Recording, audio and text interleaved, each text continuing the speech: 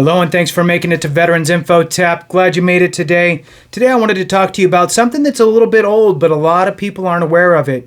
And that is an internal letter from the VA to all of the VA regional offices regarding hearing loss and or tinnitus, okay, ringing in the ears.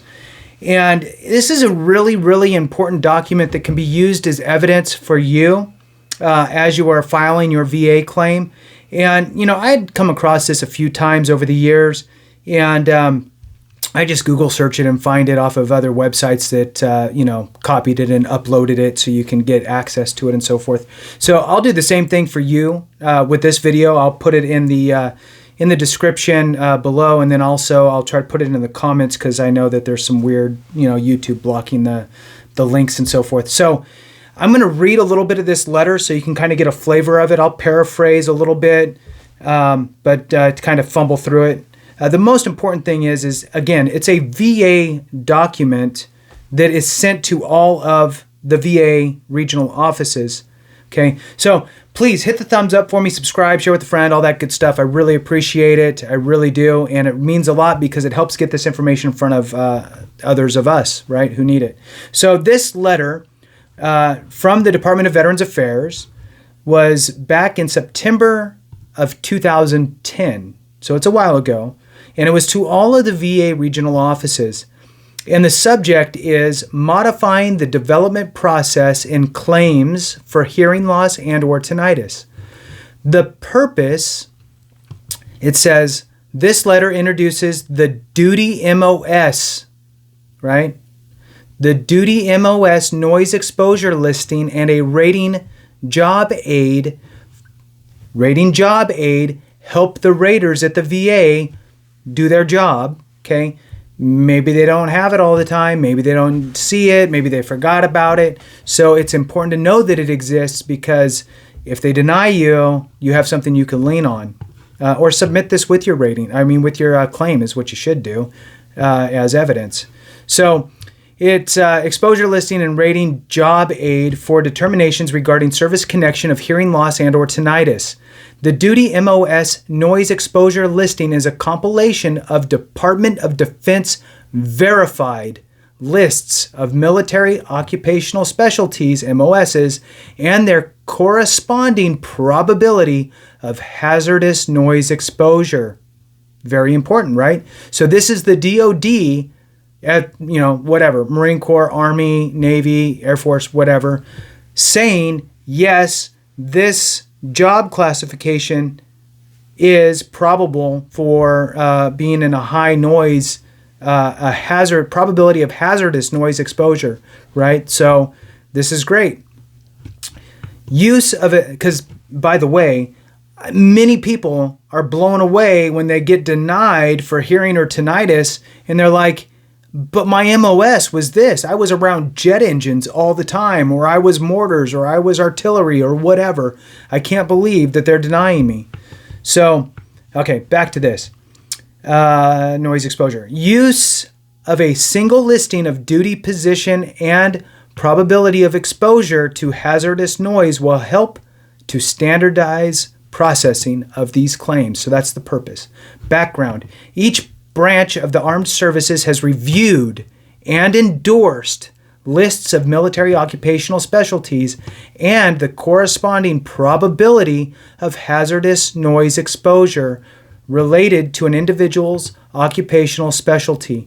The Duty MOS exposure listing is available at, and there's a website, direct service connection may not be granted without medical evidence of a current disability, medical, or in certain circumstances, lay evidence of in-service incurrence or aggravation of a disease or injury, and medical evidence of a nexus between the claimed in-service disease or injury and the present disease or injury. That was a lot. So basically, it's the normal claim stuff. You can't just go say I have X. You have to have evidence that you have X. You have to have your time in service, you have to have a diagnosis of a condition, and you have to have some sort of a nexus. This letter that I'm reading now helps you establish the nexus, right? So you go get diagnosed for tinnitus hearing loss. I held this MOS. This letter is stating that my MOS has the potential of high exposure.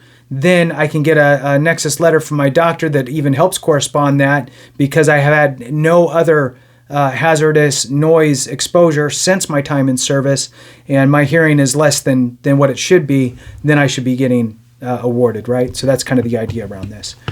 All right, let's go on. A veteran is competent to report symptoms of hearing loss and or tinnitus as a disability because symptoms of hearing loss and tinnitus are capable of lay observation. And then it has just some legal jargon. Consequently, a veteran's testimony regarding hearing loss and or tinnitus is sufficient to serve as evidence that the disability or disabilities currently exist. So, in other words, it's really the onus is on you. And, if you have tinnitus and it's outside of service and you're going, I've had it ever since. I mean, they're lowering the threshold a little bit, which is good. Let's see, next page here. We're getting wrapped up, and then I'm going to get into a little bit of the meat. Instructions. So it gives instructions. Again, I'm going to paraphrase. So it says, effective immediately when a claim for a hearing or tinnitus is received, the decision maker must review the claim for sufficient evidence of a current disability, including lay evidence. So I have ringing in the ears, right? Evidence of hearing loss and or tinnitus in service, or records documenting an event, injury, disease, or symptoms of disease potentially related to the hearing type of a disability. So whatever you would put, right? This was my MOS. I had, hearing loss, or I had tinnitus as a result of that. Whatever you can do, including a Nexus letter, is always helpful. If there is no documented evidence of an in-service illness, injury, or event with which the claimed conditions could be associated, the duty MOS noise exposure listing will be considered. So if you served in this, you didn't document it anywhere, and you have tinnitus, this is going to be considered. Based on the veteran's records, each duty MOS, Air Force Specialty Code, rating, or duty assignment documented will be reviewed for determination as to the probability of exposure to hazardous noise on the duty MOS noise exposure listing. If the duty position is shown to have high probability or moderate probability of exposure to hazardous noise, exposure to such noise will be conceded for purposes of establishing the in-service event. Too easy. So they're even including in the moderate. So highly probable and moderate. In such cases where there is sufficient evidence of a current disability and the in-service exposure to hazardous noise conceded based on the duty MOS noise exposure listing,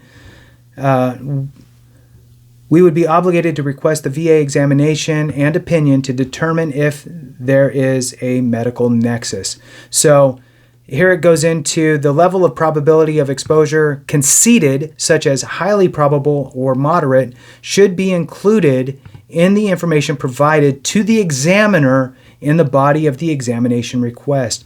Additionally, in other cases where an examination and opinion requests are otherwise warranted, the probable level of exposure to hazardous noise associated with the veteran's documented duty position will be provided in the examination request remarks. Finally, the duty MOS noise exposure listing is not an exclusive means of establishing a veteran's in-service noise exposure. Claims for service connection of hearing loss must be evaluated in light of all evidence of records in each. So this is their way out. If they test your hearing and your hearing's fine, but you're filing for a hearing loss, they're not going to grant it to you just because you are in a highly probable situation. So, right, you have to have a condition. So that's the meat of the actual text. Then what it does is, this is the gold, right? So then it goes into all of the occupations. And so it starts off with Army, and it has the MOSs. Obviously, infantrymen is highly probable. And then it goes down to, like, let's see, driver, they have is low. And then let's find another one here. They have a lot of highly probable, right? All of the aircraft stuff, right? All the repair stuff, because you're starting them up and listening and all that stuff. What's a moderate one here? Wow. Even an unmanned aerial vehicle operator is moderate. Let's find a low one here. A low one would be signal support system specialist is low. Okay. Then as I scroll down, let's see if I can switch branches here. Army. Jeez, come on. Army. All right. And then goes over to Marine Corps. So yeah, it just keeps rolling on, right? So aviation logistics is highly probable in the Marine Corps. Let's see. Let's find something else. Command post is all that's written there, and that's moderate. Linguist is low. So then it goes over to Air Force. So you have all these different MOSs that are listed through here. Has Coast Guard ratings as well. So just good information to have as you're developing a hearing claim, whether it's hearing itself or tinnitus. This is a great tool to utilize. And again, I will put it in the comments below. And thanks for listening if you hung on this far. I appreciate it. Thanks again for all your support. And remember, if we don't take care of each other, something went wrong.